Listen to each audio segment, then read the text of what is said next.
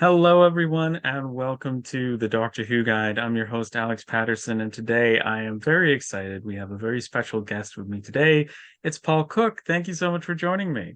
Hello, nice to be here.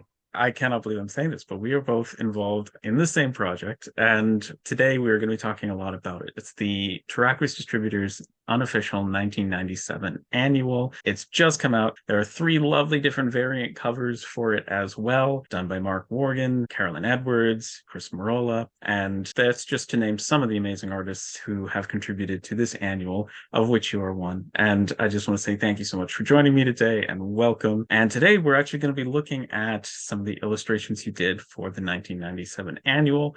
I'm going to share my screen and, ask you questions and talk about your artistic process. But before that, I just want to ask you, how did you get involved with the 1997 annual, which I should say is available to order? Links are in the description down below to anybody who's watching this. So how did you get involved? Well, I've been involved in the fan annuals for quite a while. I started off with Scott Burdett when he was doing the Peter Cushing Doctor Who annual, and I did some illustrations for that.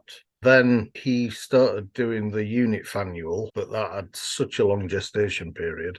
In between that, I noticed the 72 annual for sale from Terraqueous and thought I'd buy that, see what it was like. I liked it, so I got in touch with Mark and asked if he needed anybody for his next project. I'm a bit gutted I didn't see it beforehand, so I could have done something for that actually. But I got in touch with Mark and I've been involved with them ever since, really. That's awesome. I know that's the main feeling I had too, which was that, I wish I'd gotten into these sooner. And I was actually telling Mark the other day that these unofficial annuals have helped get me more into the official annuals, which I'm not sure is the normal way. I think normally you're a fan of the official annuals Yeah. first, and then you discover these.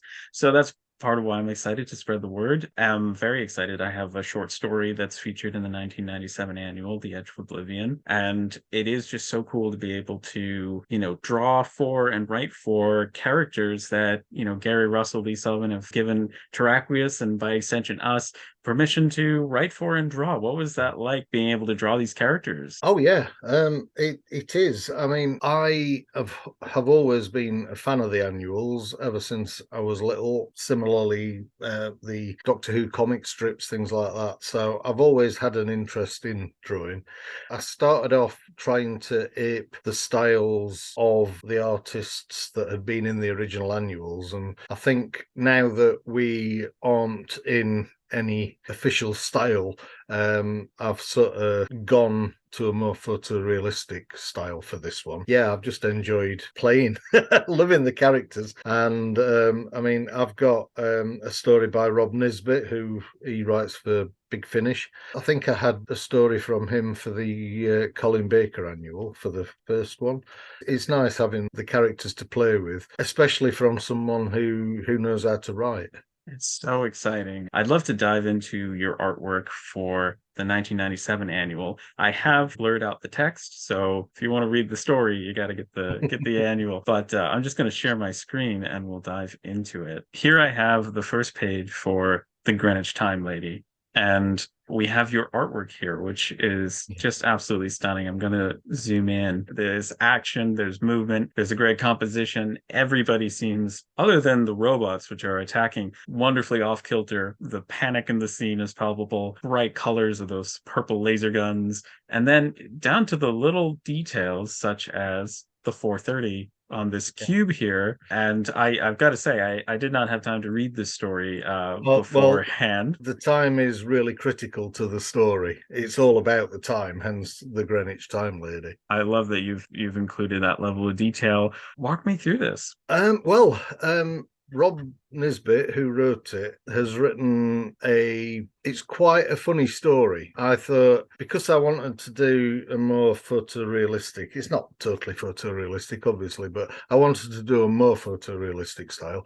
I think that works with the little bits of humor that you can put in. I mean, giant chickens for a start, it's so easy to go cartoon with that, but I thought doing it more seriously, if you like, it plays against that. So I did the robots with Y-front. It's just an excuse to have a little play about and do, like, the ray guns are very 1950s, and there's no way you'd get that sort of effect from any sort of gun. But it's just nice to have a play about with and have a little bit of fun while you're doing it. I think Doctor Who's all sort of about walking that line between the fantastical comedy and unbelievability of a situation, with somebody always taking it incredibly seriously. And if it's not the Doctor doing it, it's somebody else in the situation. Well, one of my favourite stories is Nightmare of Eden, and everybody hates my arms, my legs, my fingers, my everything, but I watched that with my lad. And ever since he were about 4 or 5, he has laughed like a drain at that. And it's not made for adults, it's made for the family. And if a kid gets that involved in it, and I'd like to bring a little bit of that humour into it, what is quite a funny little story. I love that. I love that. I have very special memories of, I think it was Paradise Towers, watching that with my brother. And we found it wonderfully hilarious and have only grown to appreciate it more as time goes by. So I love those types of moments. I just gotta say, the way that you've done the Eighth Doctor's outfit as well. I mean, just the different textures in the clothing, it's attention to detail, but it just adds that level of authenticity to it. And his expression there, and really, really cool. Thank you. I love the feathers too. I gotta say, the feathers, the one overlaying in front of the text. That's purely down to Mark. He came up with the idea for the text like that. Well, they are just jumping off the page at you. So let's take a look at the next page. This the coloring was extended forward for the background of the page there. I did design it that way. I always try to think about how they did the old annuals, and they used to fit the illustrations round the text. They were given the shape of the text and then had to draw around it. And I tried to ape that slightly. I think this originally was meant to be on the right-hand side of the page, but Mark moved it to the middle, and it works there as well. It was just a column width. So in fact, that's the first one I did for this. And if we take a little zoom in here, I just have to admire the background here. And this must be a church in the background, or some sort of cathedral. I've only been to Greenwich once. It was quite a few years ago. We went to look around the Greenwich Time Museum. I didn't get a chance to look round it, so I had to do a Google search for Greenwich. And in the story, it talks about looking at the church clock to verify the time with the character at the front there. That is a church that was in Greenwich at the time. I don't think it's still there now. So I cobbled together some trees and things round it, lampposts that were period, and the horse and cart, just to add a little bit more interest and depth to it. Absolutely. And the use of the warmer tones at the front, cooler tones at the back for the depth. Well, I can't take any credit for that whatsoever. Carolyn, I'm terrible on names. I only know her as Carolyn. Edwards. She has illustrated a story in the annual, and I don't know whether you can see this, she illustrated like that, and she did the book background. And so I thought I would ape that and do a similar sort of thing. Wow. Yeah. That's really cool. Of course, so Stacy, we have in the background and Ssard there. I've seen this in a couple of stories that, the cloak there to kind of attempt to disguise this 8-foot tall reptilian ice warrior. And I love the idea that we kind of have to suspend our disbelief that for any period of time that disguise would actually work. But I love it. It's a bit like a Jedi. I have to expect to see Qui-Gon Jinn under there instead, or Obi-Wan Kenobi. Again, it was in the story that he wore a cloak to hide himself. But in Doctor Who, when they do that, you always know immediately. Like with the Cybermen in the old series, they'd wear a cloak as a disguise, but it made their head 3 foot tall because of the lamp on top. So you couldn't disguise that they were Cybermen. So again, I played with that just as a bit of humor. Right. And then we also have Stacy here, and I love the way that you've done her hair. With Stacy, it was because she's quite a down-to-earth character, isn't she? She's not like outlandish in any way. She just gets on with what she's got to get on with. I know she's from the future, but I imagined that she wouldn't be wearing silver lycra, stuff like that. So I gave her what is quite a timeless look, so that she could be from any period from like 1970s onward, really. And the hair in the comic strips is short, so I just gave her a short haircut, something I know quite a bit about. But yeah.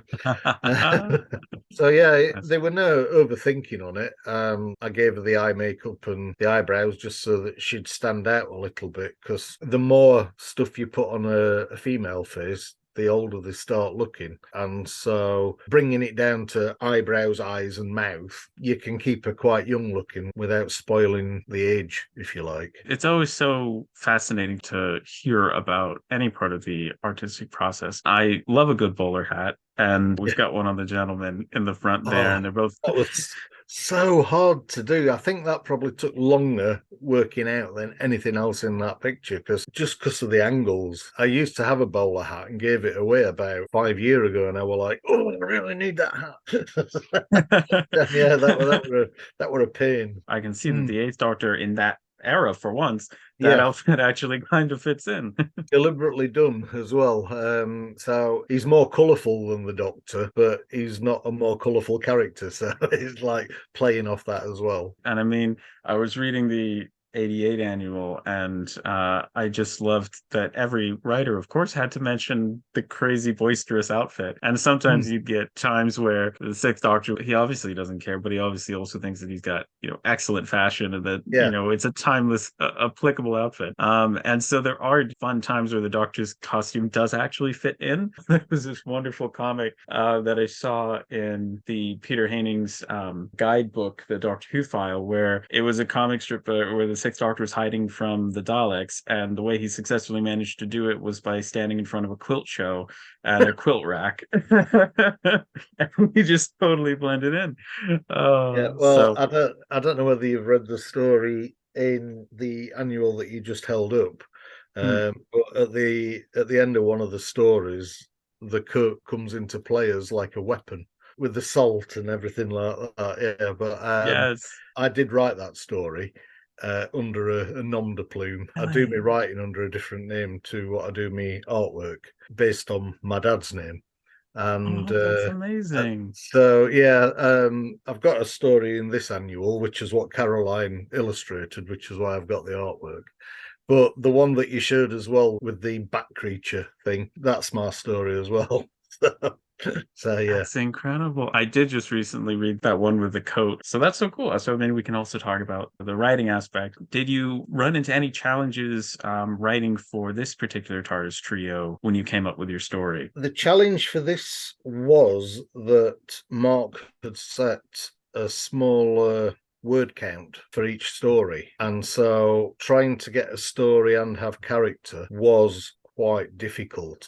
For me, I did send my story to Smuz, who's in the annuals as well. He's a fantastic writer, and he gave me some tips on editing it down, cutting out words that you didn't need, that sort of thing, because I've only got into writing through the annuals. I'd never written anything before Unit Annual. I think I did 3 in there, and then I've had a story in each annual since then with Mark, and 2 in that last one. So yeah, I did find it hard just on the lower word count to try and get some character into it as well. I do think that in the old annuals they weren't really bothered about character, whereas I think we've moved on a little bit, so we should try, even at its most basic, just put some little character bits into it so that it's more satisfying. Definitely. Talking with Lee Sullivan about the original comic strips, they had so much to do in so little time as far as the panels go. You had to, get everybody up to speed on what had happened in the previous issues. You had to recap. Right. You had to set up the story. You had to have a climax and a cliffhanger, and all within, 6 to... Right. And so I absolutely relate to the word count and keeping it to a certain level. And I can definitely say that I was not successful. I think that was a little bit over the word count.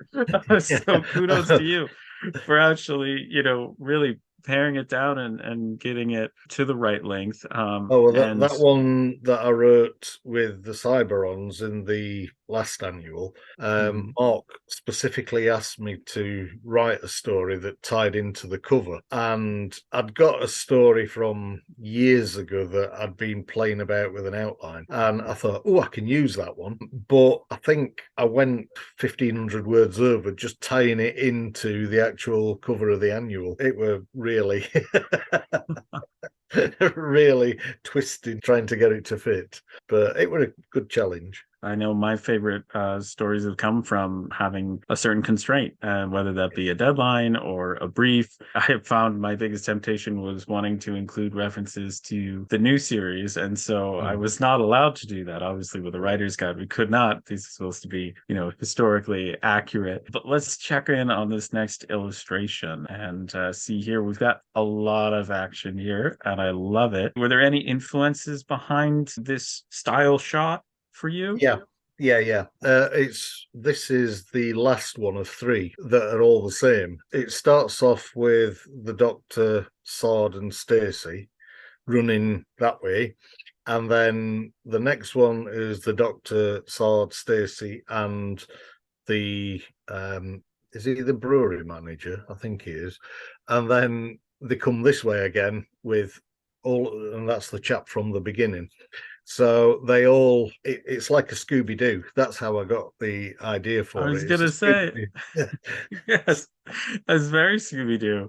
Yeah. The closest Doctor Who has gotten to a Scooby Doo moment was in, I believe it was Love and Monsters, with the beginning sequence with the Oh, with the Hoyts. Hoyt core, here Yeah, core. and they're Yeah. running through, Yeah. running through the different doorways. Yeah. So this absolutely, gets that reference across. And I'm noticing even like the tufts of fur on the Ice Warrior joints, which were originally put in there to disguise the joints in the costume Yeah. itself, but doesn't entirely make sense to me because they do well in the cold. Yeah. So why they would need fur, but they're also lizards underneath, so they wouldn't have. But I love that it's in there, and we just accept it, and it's part of Yeah. the It's history part of of what they Doctor are. Who, Yeah. Yeah. with including the Lego hands. Yeah. And the cloak that doesn't cover him up at all. Yes. Oh, but of course the Doctor has to be in the lead there. Definitely going to be the fastest there. Are Yeah. are those are those yellow socks? That's amazing. Yes, they are. I love that. Oh my goodness. The hardest because it's just cartoons, isn't it? But Yeah. it's the rendering that you do on top. The folds were harder. I hate drawing clothes and Mhm. getting the creases to fall properly. I don't know whether I have or not, but it works ish. Definitely. Definitely. I mean, the doctor's coat should really be flying out backwards from his underneath his arm, but you know, it's a I cartoon. My brother is an artist, and he's always telling me, how he's gotten himself into this mess by, choosing to do either that really fine, dot art, where Yeah. you Oh, do all the pointillism. Yeah. pointillism and or different things. And so I think that it's, correct me if I'm wrong, but it's the kind of a theme that I see with artists of always trying to push yourself, and you set up a particular standard at the beginning of the drawing and then realize, okay, I've got to do this now for the Yeah. whole thing with the different clothes and stuff. I mean, I do see Yeah. a great You attention see, to detail. what I try to do is not think about what I've got to do as I'm painting it. So I'll design the things how I want to do them. Then I think if I can't do it, I'll either try or change my idea as I get further on. But I always try to do it so that I don't think about actually doing the final painting. I design it how I think it should be and then worry about that afterwards. I mean, Nice. I hate drawing, and I mean, I detest drawing things like cars and bikes and helicopters, any sort of machinery. And I think I've done 5 covers for the Lethbridge Stewart series, and at least 3 of them have had machinery on. One of them's had a building, which I also hate, and the last one's had a ship. So, like I say, I don't. Thankfully, I only managed to cut it down to railings and a bit of deck, but like I say, I don't think about how I'm going to do it. I just think about what I think would look good and then worry about that afterwards. Otherwise, you never try anything new. You just think, what am I going to do? What's easy? And I don't like doing that. I like pushing myself. Otherwise, you'd never do anything. You'd never get anywhere. You'd just carry on doing what you're doing. Absolutely. I mean, the best of Doctor Who has been made under constraints in time, budget, and even, ability. When you're writing your story, do you have the solution to the main problem in mind and know how you're going to solve it at the beginning? Or was it similar to what I did, where I got to the point I'd written up to the climax of the problem and then said, okay, how am I going to fix this? And you do some pacing up and down and you're like, okay. No, I I have a different problem. I have the problem, I know where it starts and I know where it's going to end. It's the bit in the middle I struggle with. That's the bit that you've got to try to make interesting with the characters and how they get to that solution. And I'm not saying I'm good, because I'm literally just learning to start writing.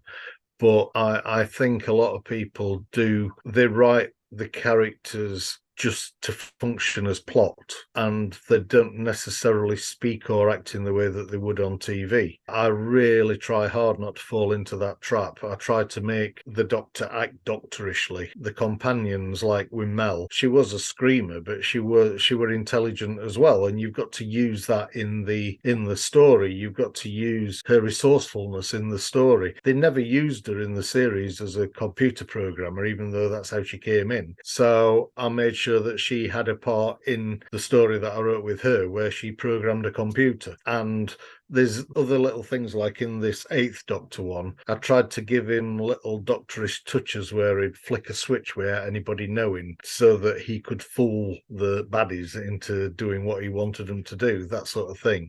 I find it a challenge to get everything to go interestingly and keep the characters true to themselves, rather than just using them as a plot point, a plot function. That makes sense. That would be a bit of a juxtaposition, because in a way, the role of the companion was almost utilitarian in its purpose, in its creation, in that it was meant to ask the questions the audience would be asking, because the Doctor is such an unpredictable and alien type of figure. And yet what we've seen in some of the most successful companions are the ways in which the audience relates to them. And you can't have that if they're just, there asking, plot advancing questions all the time. Yeah, and I mean, even from when the very first 4 episodes, first series, they were Ian and Barbara. They stayed in character as teachers all the time. You couldn't really have done the Aztecs as it came on TV without Barbara wanting to change the history, because she's a history teacher. Some of the things that Ian Chesterton does with the science helps propel the plot, but he stays in character as a science teacher. And obviously he's out of his depth for quite a lot of it, but he's still trying, and it adds that extra dimension, and it helps us look into these future worlds. And I think that's what characters should be, even in a short story. They should function as a character and not just, oh, they stood in the background watching what's going off because I can't think of what to do with him. You've got to think of something to do with him, no matter how small. Right. They're not just there to be captured and then rescued by the Doctor. Yeah. I really tried to do that in my story. There's moments for each of them where they all face their deepest fears. And I thought to myself, okay, well, unfortunately, in the classic series, we didn't get as much character time as I think we are allotted in the new series. It's just a change in writing styles and how things were done. What you do end up lacking in a lot of classic stories is a lot of, that personal character development throughout the episodes. And of course, in the new series, we have overarching writers, head writers, who can write in growth. When you're just a new writer for 4 episodes, you've got other things on your mind, a plot to write. But I looked back on the original comics to talk about the kind of PTSD that I think a lot of Doctor Who companions would run into and encounter with these. near-death experiences, and sometimes really harrowing and, terrifying things. And then in the next episode, they're all okay and they're fine. And so I wanted to kind of start to deal with that in my stories. And obviously, if you read the comics, what happens to Stacy? Oh my gosh, is enough to send anybody to therapy for decades. I mean, everything goes about as terribly as it possibly could. And so I wanted to deal with that as well, and try and bring about a start at some closure. But I did love that you brought that computer programming into your stories, because we know in our heads, theoretically, Mel is a computer programmer. Was it ever used on TV? No. One of the things I tried to do with Ssard, and it's not as prominent as I wanted it to be just because of the word count restriction, but I've written a story that's got the Sybes in it, what they were going to use in the original series. Nice. I've got Ssard trying to fight them, but they're more powerful than him, and he doesn't know what to do because he's not come across that before.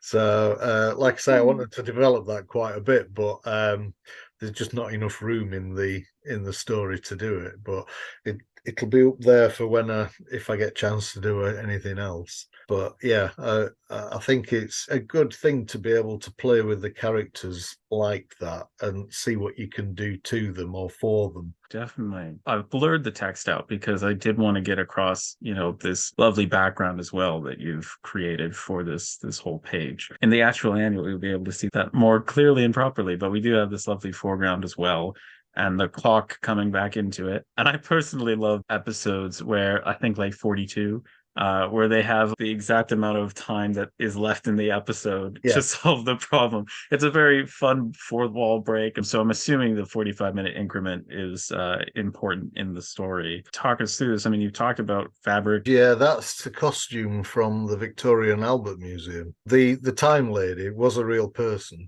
but all the photographs of her are from when she's older. So I just had to make up a face. The costume's accurate.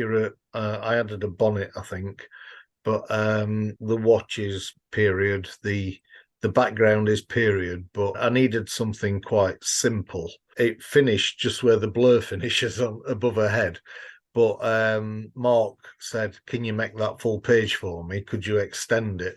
So I had to come back to that afterwards. But realizing texts were on it, I didn't go too overboard. Otherwise, you wouldn't be able to read it. I think you've done a marvelous job with the hands, and the hands are notoriously difficult to do. I hate hands, but I've got to. So use reference. Always use reference. If you can't do something, use reference and make sure you can do it. There's nothing worse than when you look at something, and I was just talking to my lad about it earlier, watching somebody on YouTube, and he said, the light's coming from over here, so we'll do this. And then he said, I'm not sure how that'd fall, so we'll fudge it. And I'm like, never, ever, ever fudge it. Even if it's just getting somebody to stand with a light on them so you can see where shadows fall. Take a quick photograph and then put that into your picture. But never, ever, ever fudge it, because one little thing, even subconsciously, can destroy that illusion. So I look back on some of my old ones that I've done and I think, look at what have you done there? You can see a mile off when you fudge something. So even if it means I have to stop and ask somebody at work to pose for me, I'll do that. I remember one of my Lethbridge Stewart covers, the character on it is a black soldier, and I'd never painted black skin before. I have since, because I did Dana for the Blake 7 annual, but I'd never painted black skin before. So I went up to Selwyn and asked him if I could just take a few quick photographs for him so I could see how the light changed the colour of your skin and stuff like that. Because, you don't want to insult people if you get it wrong. So, I did that, and I think the cover looks better for it. If you've ever tried to even level a picture frame on your wall, it's amazing how you can tell if something's off. I might look at the image and not know, oh, well, it's because this light source is, coming from one side when it should be coming from the other. But you're right that it does have that impact. The difficult thing is when you have an art subject that is something that's not really something that you can reference. So, what do you do when you need, I don't know, an exploded Dalek that you need to paint or something, and you don't have one in the exact position? I suppose you rely off of the skills that you've picked up with, working off of real photos. I hate drawing Daleks because they're tech, and I hate that. But I would get one of my character options Daleks out of the loft and take a few photographs, and then play about taking little bits off and seeing what looks good, and then drawing from that. Like I say, I'm not a big fan of guessing, or even have a look at. I'm just thinking on fly now.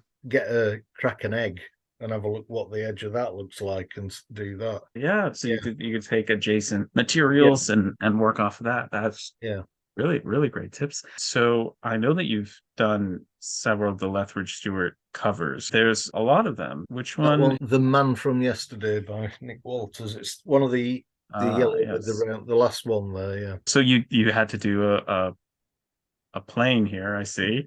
Yeah. And I love this. I see the brigade. Yeah, that's the reference photograph that Candy Jar owned the rights for, and so they just laid that on. They didn't like the figure I'd drawn. I can't remember what I did, but they didn't like that, so they put that photograph in instead. I will have to read the book to figure out exactly what's going on, but I love that the alien face with this lovely head of human hair with the like, boiler suit. Yeah. That's the description that I got from the editor. Andy sent me a description of the aliens and said, "Can you put one of them on?" And I'm like, "Yep, okay." So just sat down and designed it based on what they sent me. I mean, this is my first ever professional cover. Yeah, it is. And I was just winging it. I genuinely just keeping my fingers crossed they liked what I did. I actually got the chance to do the cover because when the books first came out, I did a bit of fan art for the first story. Andy liked it and asked me if I wanted to do a tryout. So I did one for a short online story. What they did is they gave me very, very short deadline to see whether I could do it in that short deadline. And I get up stupidly early in the morning for my job, so it was tight, but I managed to do it, and that gave them the confidence that I'd probably be able to do a full one. That's so cool. I mean, you proved yourself on that short deadline, got it done. I was going to ask, how long did this cover take? I genuinely don't know, but I would say probably about 25 hours, something like that. Wow, that's including research and thumbnailing, revisions, everything all in, be about 25 hours. Yeah. I was talking with Chris Marola in my whole interview. I was just amazed to hear about like how much research, thought work, gathering reference photos. I naively think that like, how much time do you spend on it? It starts with like your first stroke of the pen and ends with your last stroke of the pen. There's so much that goes into it, so much prep work that actually that's got to be the actual plane, and the character way he's described, you have to make it look like the way he's described. I imagine planning takes a considerable amount of time, but that it does, but cuts down the time that you are actually doing the art, because you've done all that prep work. I'm quite lucky in my job in that I'm a postman, and even though you have to get up stupidly early, when you're walking around the streets delivering letters, it's so mind-numbingly boring that you either think about the story you're writing, or you think about the layout for a picture that you want to do, or you just go mental. So I do a lot of me thinking while I'm out on delivery, just so that I don't have to think about how boring the job is. Oh, that's amazing. I had a data input job for a little while, and it was data entry. You put in people's names and their birth dates. And so I found a way to lower my errors on the job, and that was by listening to Big Finish audios. And the workplace, there was a sign on the door that said no phones allowed, but I had an MP3 player. and I could download my Big Finish audios. And so I'd put in my headphones and I'd listen to Big Finish audios. And I tell you, I not only lowered my error rate to practically none because I wasn't worrying about putting in the information wrong and having to go bug a higher up, but I actually was faster because enough of my brain was occupied that I wasn't going absolutely mental. So you reminded me of that. Yeah. That's amazing. Well, thank you so much for your time today. I am just so excited to see your artwork in person in the book, as well as to read your story. Where can we find you? I'm on Twitter at Paul P. Cooke. But what I wanted to plug was these books. Amazing. It's the same book. It has been on the Terraqueous website, but it's still available. And any money that is made from these goes straight to Cancer Research UK. So there's a Zygon Outer Space Diaries Twitter page where you can find links, and there's also one on Facebook where you can find links. The hardback one, that works out same sort of price as the Terraqueous annuals, but we've also got a paperback one with a wonderful cover by Alistair Pearson. That one works out under a tenner. They're based on the old annuals. It's got some stunning artwork in it. We've got quality writers like Nick Abadsis, Trevor Baxendale.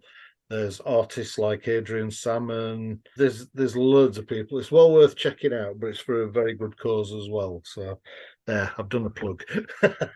That's amazing. Well, thank you so much. I will, of course, link to those in the description down below. That's so exciting. I have actually found those on Lulu searching for the Doctor Who fanuals. So that's Mark so cool. helped me with them quite a lot. The editor, Mark Worgan, he helped me with them because Lulu were a right pain, and he did a lot of the final bringing it all together. So, but it's something I'm really proud of, and I think people need to have a look at it. Absolutely. Well, we may need to have another interview just to talk about the Zygon annuals, because Terror of the Zygons is one of my all-time favorite Doctor Who stories. So quite right. I'm going to end this before I go into an absolute rant about how great Terror of the Zygons is. Thank you so much for joining me. No worries. Thanks for having me. Bye.